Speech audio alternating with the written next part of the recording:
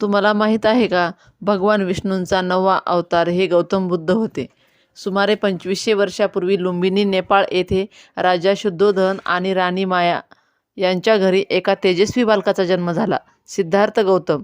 जन्मानंतर ऋषींनी भविष्यवाणी केली की हा बालक मोठा होऊन महान सम्राट किंवा महान संत बनेल.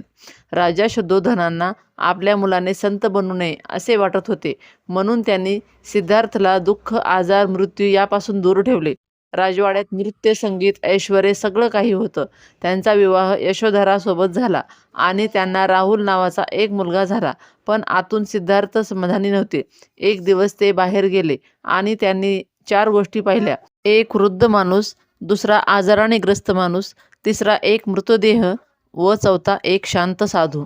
तेव्हा त्यांना जाणवलं, जीवन म्हणजे दुःख आहे आणि याचा उपाय शोधला पाहिजे. वयाच्या 29व्या वर्षी एका रात्री त्यांनी आपली पत्नी, मुलगा आणि संपूर्ण साम्राज्य सगळं सोडून दिलं आणि सत्याच्या शोधासाठी निघाले. हा क्षण इतिहासात महाभिनिष्क्रमण म्हणून ओळखला जातो. सिद्धार्थाने अनेक गुरूंकडून ज्ञान घेतलं. ते जंगलात जाऊन अत्यंत कठोर तपस्या करू लागले, इतकी की त्यांचं शरीर खूप कमजोर झालं. पण त्यांना समजलं, अत्यंत कष्ट आणि अत्यंत सुख दोन्हीही चुकीचे आहेत. बोधगया येथे त्यांनी बोधिवृक्षाखाली बसून ठरवलं, सत्य सापडेपर्यंत उठणार नाही. दीर्घ ध्यानानंतर त्यांना ज्ञानप्राप्ती झाली.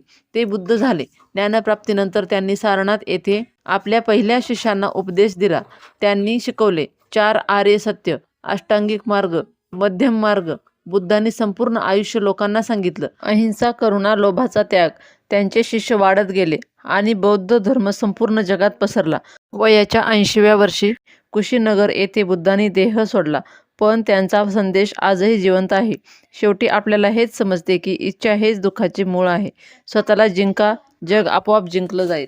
अशा आणखी पौराणिक कथांसाठी चॅनेलला सबस्क्राईब करा. धन्यवाद.